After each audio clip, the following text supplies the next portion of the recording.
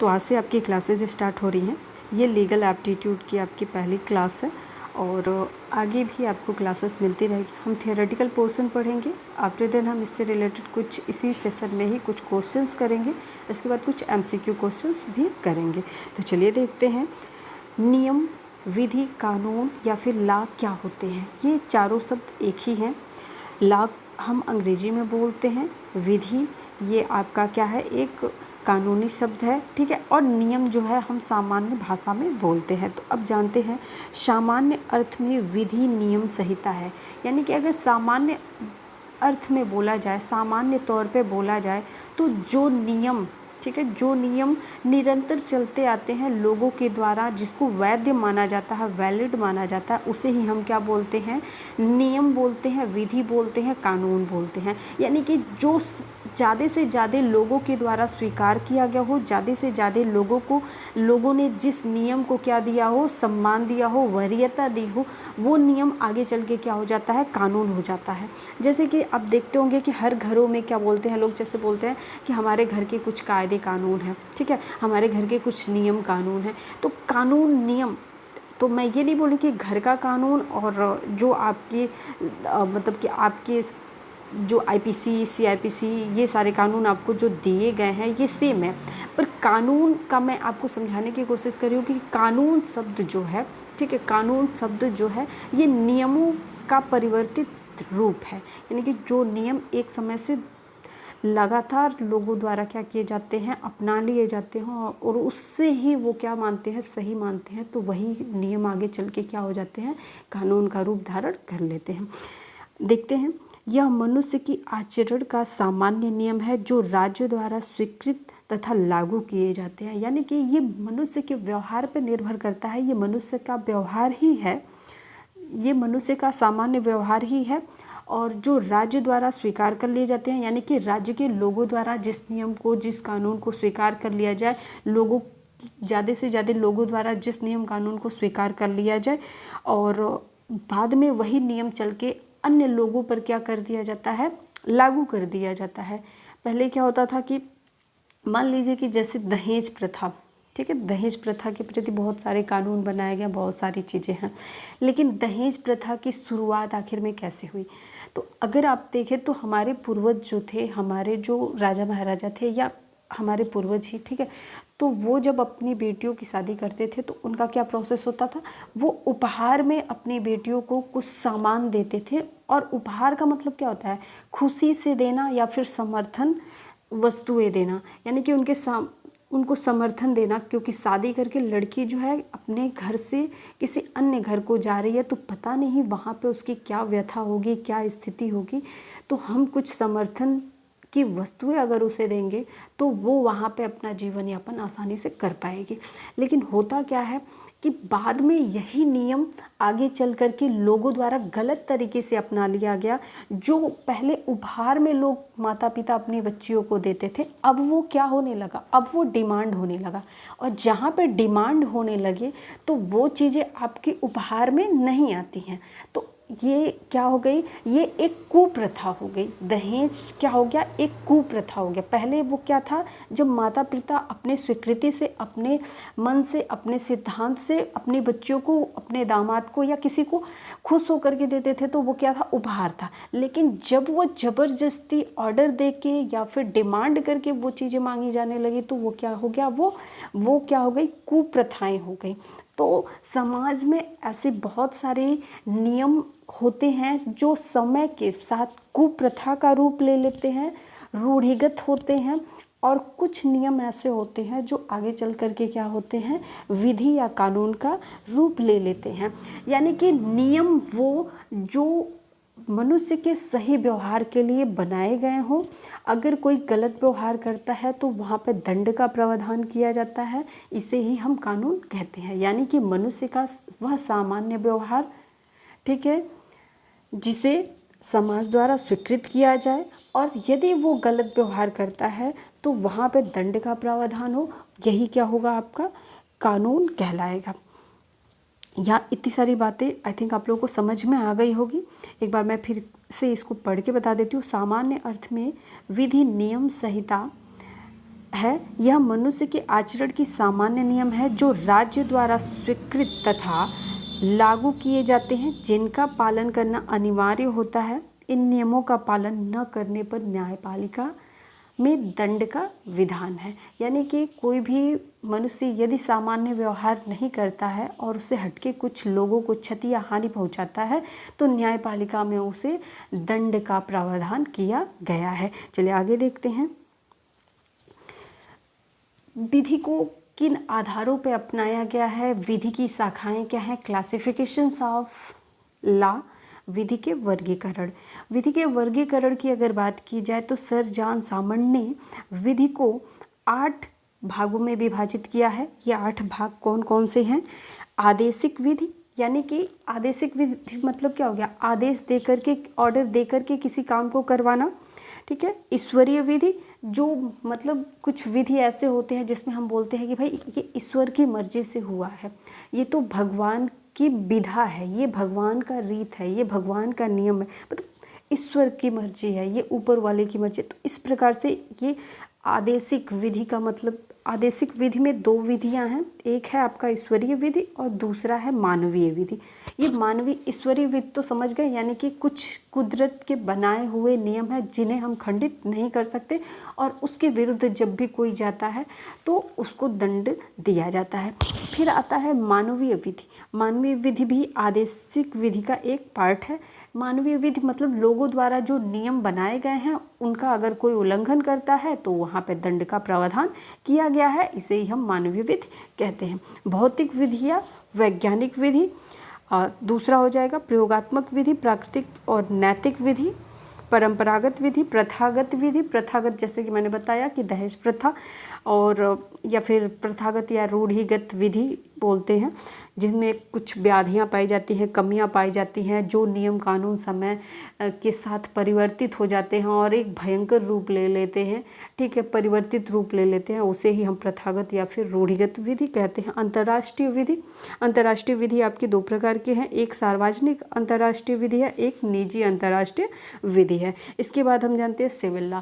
ये 8 प्रकार के आपके कानून होते हैं और मैं बता दूं यहाँ से तो आपके बहुत ज़्यादा क्वेश्चंस आने नहीं हैं, इसलिए मैं बहुत ज़्यादा इसको डीपली आपको बता नहीं रही हूँ। आगे चल के आपको जब आप LLB करेंगे तो आपको वहाँ पे पढ़ाया जाएगा, तो आप वहाँ पे पढ़ लीजिएगा, बिल्कुल आपको सारी चीज़ें समझाई जाएंगी।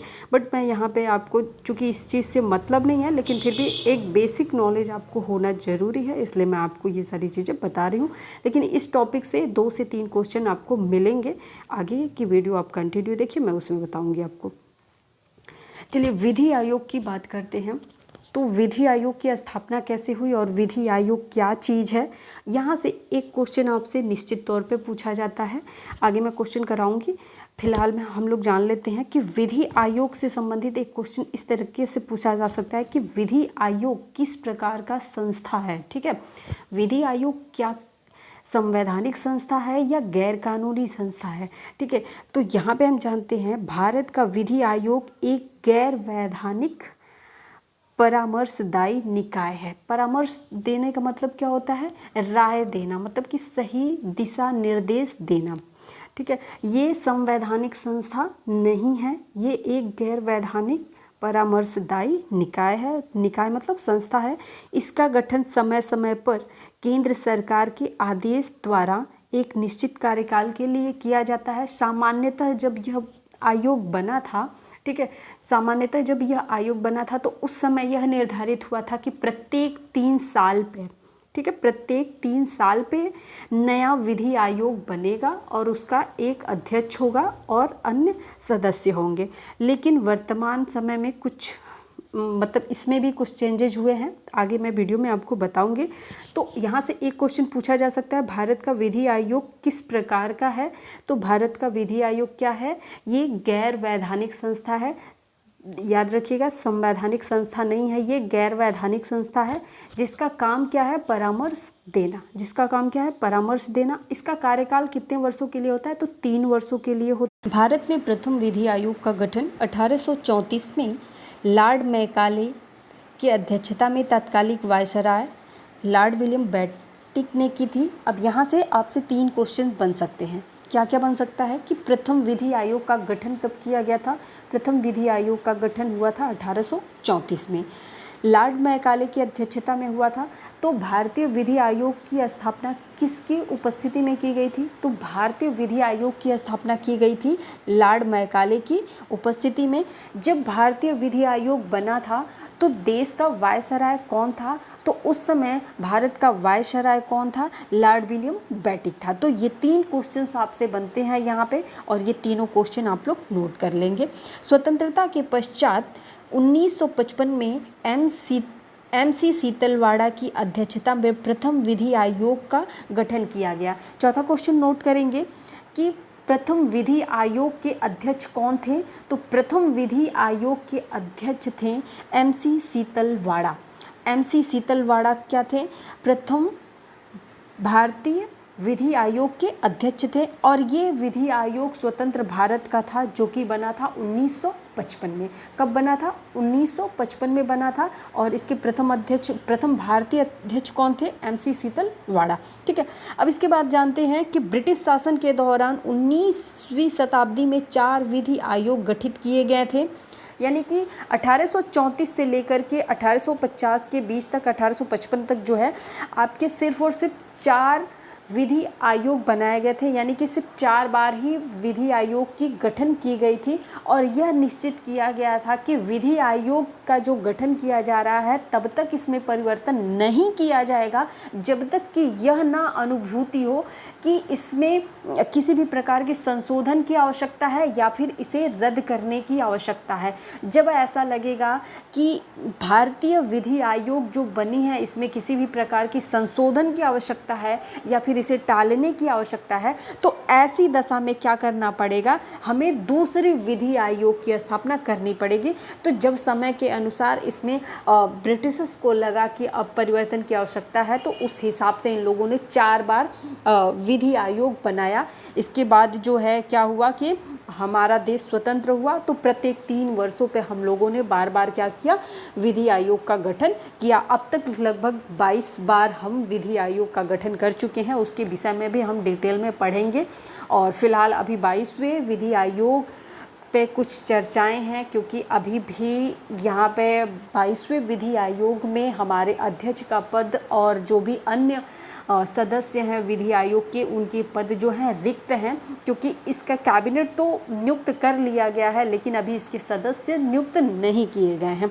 चलिए आगे, यहाँ से आपसे ज़्यादा से ज़्यादा क्वेश्चन आएंगे, ठीक है, क्योंकि किसी भी विधि आयोग से संबंधित किसी का भी नाम पूछ सकता है। तो ये सभी विधि आयोग का समय काल और जो भी इसके अध्यक्ष रहे हैं उनके नाम आप लोग याद रखिएगा। बहरहाल मैं आप लोग को सारी चीज़ें बता देती हूँ। अब तक कितने विधि आयोग गठित हुए हैं, तो ये आपका 22वां विधि आयोग गठित हुआ है, लेकिन अभी तक इनके जो भी सदस्य हैं, अध्यक्ष हैं, उनके पद जो हैं रिक्त रखे गए हैं। तो चलिए उस पर बाद में बात करेंगे। हम पहले विधि आयोग की बात करते हैं। तो प्रथम विधि आयोग आया था 1955 में, जो कि 3 सालों के लिए कार्यरत था। यानी कि जब हमारा देश स्वतंत्र हुआ तब हमने ये निश्चय किया कि विधि आयोग का कार्यकाल 3 वर्षों का होगा और उसका एक अध्यक्ष होगा। ठीक है, तो यहाँ पे क्या हुआ, 3 वर्षों तक कार्यकाल चला। 1955 से 1958 तक MC सीतलवाड़ा भारत के पूर्व अटॉर्नी जनरल थे, जो कि इन्होंने क्या किया, विधि आयोग की अध्यक्षता की।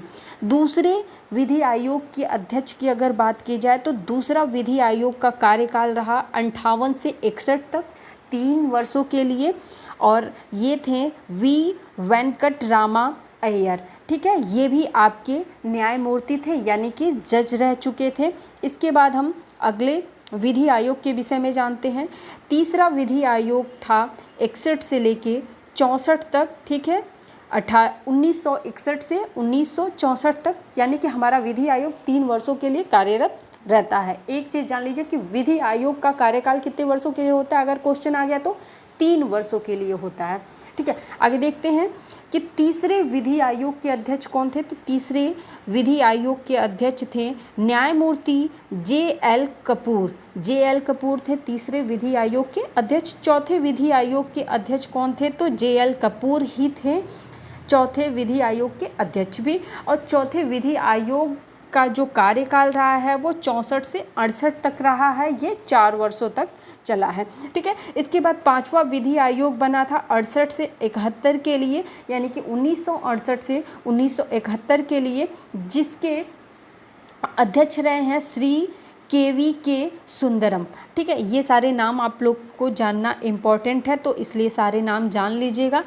छठवां विधि आयोग देखेंगे, इसका कार्यकाल रहा है 1971 से 1974 तक। इसके जो अध्यक्ष रहे हैं न्यायमूर्ति पी.वी. गजेंद्र गढ़कर, और पी.वी. गजेंद्र गढ़कर ही 7वें विधि आयोग के भी अध्यक्ष रहे हैं, और इसका कार्यकाल रहा है 1974 से 1977 तक। 8वां विधि आयोग का जो स्थापना हुआ था वो 77 से 79 के लिए हुआ था, और इसके जो अध्यक्ष थे न्यायमूर्ति H.R. खन्ना थे। तो ये सभी नाम आपके लिए इम्पॉर्टेंट हैं, इसको आप लोग नोट कर लीजिएगा। 8वां विधि आयोग बना था 1977, 8वां तो हम लोगों ने पढ़ लिया। 9वां विधि आयोग जो बना था ये कब बना था, 79 से 81 वर्षों के लिए बना था, और इसके जो अध्यक्ष थे न्यायमूर्ति पी.वी. दीक्षित थे।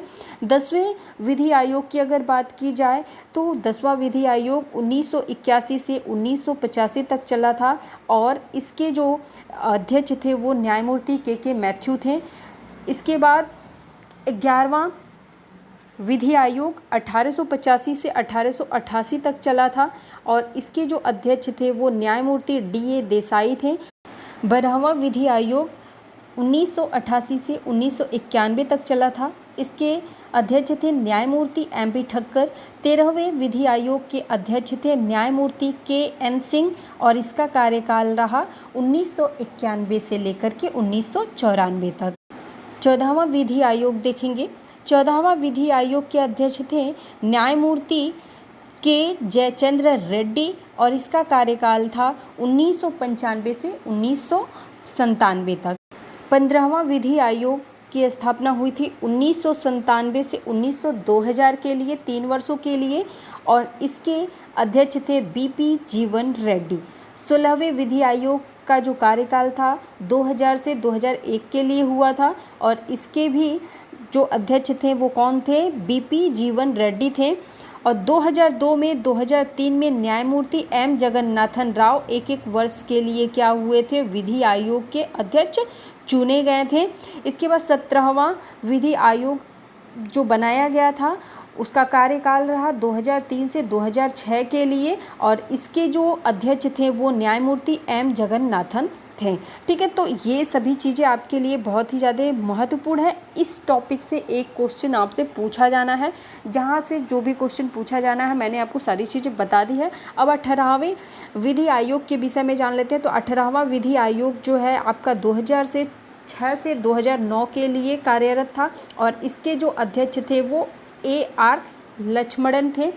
19वां विधि आयोग 2009 से 2012 तक था, पी.वी. रेड्डी इसके अध्यक्ष थे। 20वां विधि आयोग 2012 से 2013 तक था, 1 वर्षों के लिए, न्यायमूर्ति डी.के. जैन इसके अध्यक्ष थे। चलिए इसके बाद हम देखते हैं 21वें विधि आयोग के विषय में। तो 20वां विधि आयोग हमने देख लिया। अब 21वां विधि आयोग जो हमारा है इसमें क्या हुआ था, 21वें विधि आयोग में न्यायमूर्ति बलवीर सिंह चौहान, ठीक है, ये इसका जो कार्यकाल निश्चित किया गया था 2015 से 2018 तक निश्चित किया गया था, और 31 अगस्त 2018 को ही 21वें विधि आयोग का, ठीक है, कार्यकाल समाप्त हो गया। अब आप सोच रहे होंगे कि 2018 में ही इसका कार्यकाल ख़त्म हो गया, फिर मैम आगे के जो भी विधि आयोग हैं उसके विषय में क्यों नहीं बता रही हैं। अब तक तो मतलब लगभग 23वां विधि आयोग होना चाहिए था, 22वां के बाद 23वां, बट अभी तक जो है 22वें विधि आयोग का गठन तो कर लिया गया है, पर इसमें पाए गए जो भी पद हैं उन पदों को रिक्त रखा गया है। तो अगर क्वेश्चन आ जाए कि वर्तमान समय में, ठीक है, वर्तमान समय में विधि आयोग का अध्यक्ष कौन है, तो यदि आपको ऑप्शन में ये दिखे कि इसका पद अभी वर्तमान में रिक्त है तो ये ऑप्शन आप चॉइस करेंगे।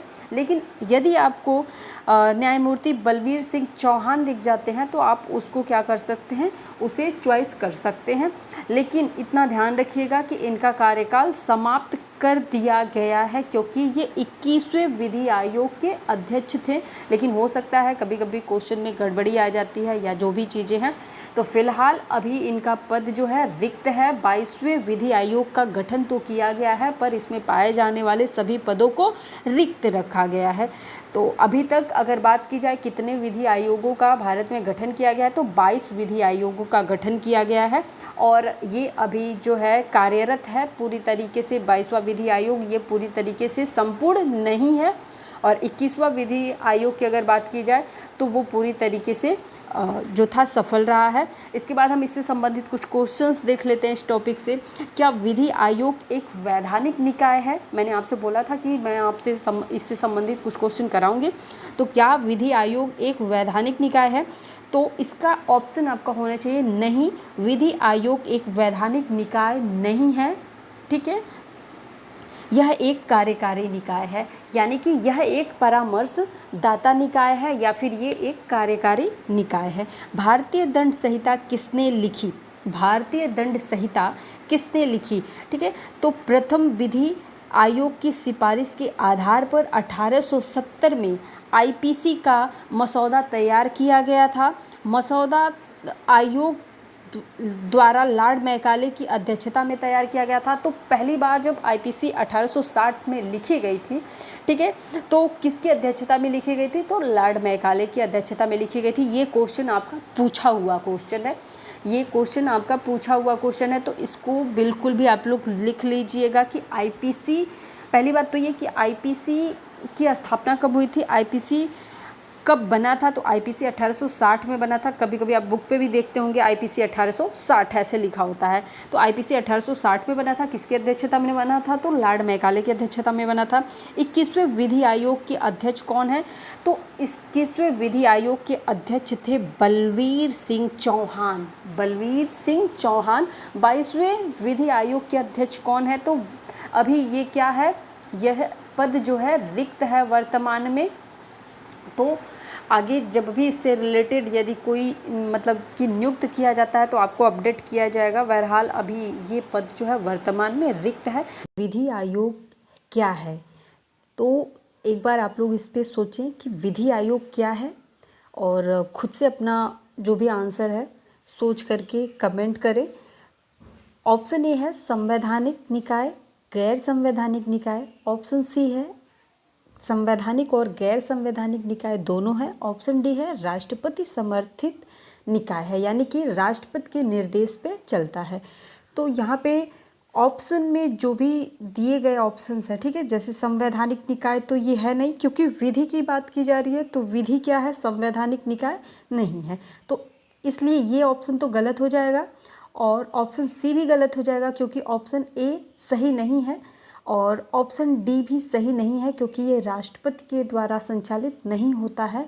यह एक गैर संवैधानिक निकाय है। ऑप्शन बी क्या हो जाएगा, सही हो जाएगा। इस प्रकार के क्वेश्चंस कई सारे एग्जाम में पूछे जाते हैं, तो इसको आप लोग ध्यान देंगे।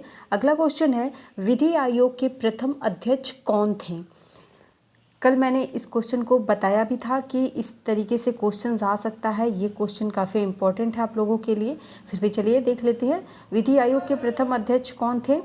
ऑप्शन ए है TV Venkatarama, option B MC Setalvad और सी है जीएल कपूर, वी के सुंदरम। आई थिंक अब तक आप लोगों ने अपना सही जवाब चॉइस कर लिया होगा। यहाँ पे सही जो आंसर आपका है वो क्या है, एमसी सीतलवाड़। ठीक है, ऑप्शन बी जिन लोगों ने ट्रिक किया है वो ये माने कि उनका क्वेश्चन का आंसर क्या है, सही है। तो चलिए अगला क्वेश्चन देखेंगे। प्रूडेशिया शब्द का अर्थ है, ये क्वेश्चन आपका कई बार पूछा भी जा चुका है। तो प्रूडेशिया शब्द का अर्थ होता है विधि, ज्ञान, सहयोग या फिर विज्ञान से। तो सही आंसर जिनका भी बी है, ज्ञान, वो अपना सही आंसर टिक कर लेंगे। ऑप्शन बी यहाँ पे क्या हो जाएगा, करेक्ट हो जाएगा। अगला क्वेश्चन है, भारत में विधि के प्रमुख स्रोत क्या हैं, यानी कि भारत में विधि के डेवलपमेंट में क्या सहायक रहा है या फिर उसका जो मुख्य स्रोत है वो क्या है। ठीक है, तो यहाँ पे दिया हुआ है ऑप्शन संविधान, संविधियाँ, प्रथागत विधि और वरिष्ठ न्यायालयों के न्यायिक निर्णय, यानी कि न्यायालय द्वारा जो निर्णय दिए गए हैं वो हैं विधि के प्रमुख स्रोत, या फिर हमारा संविधान है विधि का स्रोत, या फिर संविधियाँ हैं, या प्रथागत जो भी प्रथाएं चली आई हैं वो हैं। तो यहाँ पे जो हमारा सही ऑप्शन हो जाएगा ऑप्शन ए, संविधान जो है ये क्या है, संविधान क्या है, भारत में विधि का प्रमुख स्रोत है। आखिर में हमारे देश पे जो शासन किया जाता है, यानी कि जो कानून व्यवस्था बनाई गई है और जनता को उसका अधिकार भी मिला हुआ है, उसके कर्तव्य भी बताए गए, ये सारी चीज़ें कैसे मैनेज हैं। तो ये बिना संविधान के क्या इसको पूरी तरीके से संचालित किया जा सकता है, तो बिल्कुल नहीं किया जा सकता है। तो जिनका भी आंसर इस क्वेश्चन का संविधान था उनका सही जवाब है। चलिए अगला क्वेश्चन देख लेंगे। अगला क्वेश्चन है, वाद का एक पक्ष कहलाता है। वाद का एक पक्ष क्या कहलाता है, वाद का एक पक्ष कहलाता है वादी, परिवादी, अभियुक्त, मुकदमेबाज। यहाँ पे सही ऑप्शन ए हो जाएगा। तो जिन लोगों ने ऑप्शन ए चॉइस किया था उनका आंसर सही है।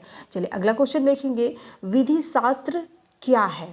ठीक है, विधि शास्त्र क्या है, ऑप्शन ए है देवी सिद्धांत जिसका विधि द्वारा अनुसरण किया जाए, यानी कि वह विधि शास्त्र जो दैवी सिद्धांत का रूप हो और जिसका क्या किया जाता है, विधि द्वारा अनुसरण किया जाता है, यानी कि जो भगवान द्वारा प्रदत्त है लेकिन हम उसको नियमतः क्या करते हैं, मानते हैं। ठीक है, तो ऐसा तो नहीं है ना कि पूजा करना अनिवार्य नियम है। भाई देखो क्या है कि ये आपके ऊपर डिपेंड करता है, आप ब्राह्मण के घर में है, क्षत्रिय के घर में है, वैश्य है, शूद्र है, कुछ भी है, बट ये आप पे डिपेंड करता है कि आपकी दिनचर्या में पूजा का रूटीन है कि नहीं, आप पूजा करना पसंद करते हैं या नहीं करते, आप पूजा करना चाहते हैं या नहीं करना चाहते हैं, आप आस्तिक है या नास्तिक है। तो ये क्या है, दैवीय सिद्धांत क्या है, ये मतलब कि ये जो है आप विधि जो है इसका अनुसरण नहीं करता है, ये चीज़ें क्या है, इसको विधि शास्त्र नहीं कहा जा सकता। तो ऑप्शन क्या हो जाएगा, ए गलत हो जाएगा।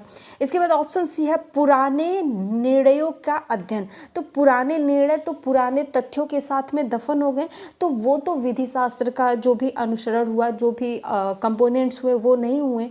विधि शास्त्र का दार्शनिक पहलू, दार्शनिक पहलू मतलब जो भी हमारे फिलोसफर हुए हैं जो हमें अच्छे अच्छे निर्देश दे करके गए हैं, तो क्या हम उसे बता सकते हैं कि वही विधि शास्त्र है। उन लोगों ने जो कथन कह दिया, जो स्टेटमेंट दे दिया, उनके दिए गए स्टेटमेंट ही जो है आज के समय में विधि का रूप ले लिए हैं, तो बिल्कुल भी नहीं, ये क्या हो जाएगा, गलत हो जाएगा। विधि का तर्क, विधि शास्त्र क्या है, विधि के तर्क को हम क्या बोलते हैं, विधि शास्त्र बोलते हैं। जैसे क्या है कि मान लीजिए कोई भी नियम है, तो उस नियम के होने का कुछ तो रीजन है, यानी कि उस नियम के होने का क्या है, तर्क है। तो विधि के तर्क को ही हम विधि शास्त्र बोलते हैं। यहाँ पे क्या हो जाएगा, ऑप्शन बी हमारा क्या हो जाएगा, करेक्ट हो जाएगा। चलिए अगले क्वेश्चन की तरफ बढ़ेंगे। लोकहितवाद की अवधारणा का अभ्युदय कहाँ हुआ। ठीक है, तो इसका अभ्युदय कहाँ पे हुआ था, कनाडा में, संयुक्त राज्य अमेरिका में, ऑस्ट्रेलिया में, यूनाइटेड किंगडम में। तो जिनका भी जवाब संयुक्त राज्य अमेरिका है उनका ऑप्शन क्या हो जाएगा, सही हो जाएगा। सही जवाब है संयुक्त राज्य अमेरिका। लोकहितवाद की अवधारणा का अभ्युदय हुआ था कहाँ पे, संयुक्त राज्य अमेरिका में। ऑप्शन बी सही हो जाएगा। चलिए अगले क्वेश्चन की तरफ बढ़ेंगे। अगला क्वेश्चन है, 21वें विधि आयोग का कार्यकाल समाप्त हुआ। इंपॉर्टेंट क्वेश्चन है, नोट डाउन कर लेंगे। तो 21वें विधि आयोग का कार्यकाल कब समाप्त हुआ था, इसका कार्यकाल समाप्त हुआ था 31 अगस्त 2018 को। कल मैंने ये बताया था कि ये क्वेश्चन आप लोग के लिए इम्पॉर्टेंट है और इसको आप लोग देख लीजिएगा। ठीक है, तो डी आंसर क्या हो जाएगा, इसका करेक्ट हो जाएगा। चलिए अगला क्वेश्चन देखते हैं।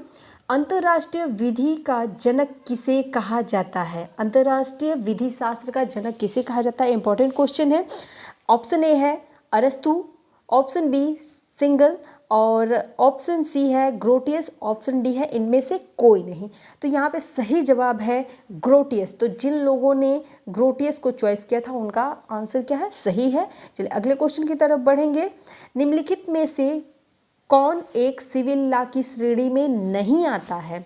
क्वेश्चन क्या है, सिविल लॉ की श्रेणी में नहीं आता है। ये भी क्वेश्चन काफ़ी इंपॉर्टेंट है, कई बार आपके एग्जाम में पूछा जा चुका है, तो इसको आप अवॉइड नहीं करेंगे बिल्कुल भी, इसको आप ध्यान में रखेंगे, इसको नोट कर लीजिएगा। ये क्वेश्चन आपके लिए बहुत ही इंपॉर्टेंट हो सकता है। ऑप्शन ए है व्यावसायिक कानून, सिविल कानून है या फिर नहीं है। ठीक है, यहाँ पे नहीं पूछा है तो क्वेश्चन को ध्यान से देखेंगे। सिविल लॉ नहीं है, निम्न में से क्या सिविल लॉ नहीं है?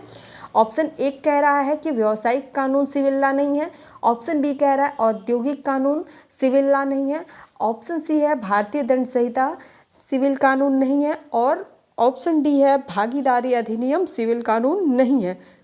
यहाँ पे हमारा सही जवाब हो जाएगा भारतीय दंड संहिता, यानी कि आईपीसी जो है वो आईपीसी क्या है, सिविल लॉ की श्रेणी में नहीं आता है। बाकी जो तीन आपके दिए हुए हैं, बाकी जो तीन आपके कानून दिए हुए हैं, व्यावसायिक कानून, औद्योगिक कानून और भागीदारी कानून, ये तीनों ही कानून आपके सिविल लॉ की श्रेणी में आते हैं। ऑप्शन सी हमारा सही हो जाएगा। तो जिन लोगों ने ऑप्शन सी को लॉक किया था उनका आंसर क्या है, करेक्ट है। चलिए इसके बाद अगला क्वेश्चन देखते हैं। निम्नलिखित में से किसने भारत के प्रथम विधि आयोग की अध्यक्षता की थी? तो भारत के प्रथम विधि आयोग के अध्यक्ष कौन रहे हैं? मैंने ये क्वेश्चन आपको पहले भी बताया है और कल के सेशन में बताया था, और इसके पहले भी जब पढ़ाया था तो बताया था, लेकिन चलिए बता देती हूँ। ऑप्शन एक है William Bentinck, option B Lord Curzon, option C Lord Macaulay, option D MC Setalvad. Question को अच्छे से पढ़ेंगे। यहाँ पे पूछ रहा है कि प्रथम विधि आयोग की अध्यक्षता किसने की थी। ठीक है, तो अध्यक्षता की बात की जाए तो 1834 में लॉर्ड मैकाले की अध्यक्षता में भारतीय विधि आयोग की स्थापना की गई थी। क्या की गई थी? भारतीय विधि आयोग की स्थापना की गई थी। कब की गई थी? 1834 ईस्वी में। 1834 में लॉर्ड मैकाले की उपस्थिति में, अध्यक्षता में क्या किया गया था? भारत के प्रथम विधि आयोग का स्थापना किया गया था। इसके बाद अगला क्वेश्चन देखेंगे। तो जिन लोगों ने ऑप्शन सी चॉइस किया था उनका सही जवाब क्या हो जाएगा? ऑप्शन सी हो जाएगा। अगला क्वेश्चन है भारत में विधि आयोग कब बना? ये क्वेश्चन बहुत ही इंपॉर्टेंट है और मुझे लगता है कि इसमें हर कोई कंफ्यूज होगा, फिर भी एक बार आप लोग अपना आंसर चेक करेंगे। ऑप्शन एक है 1830, ऑप्शन बी है 1833, ऑप्शन सी 1834 और ऑप्शन डी है 1955।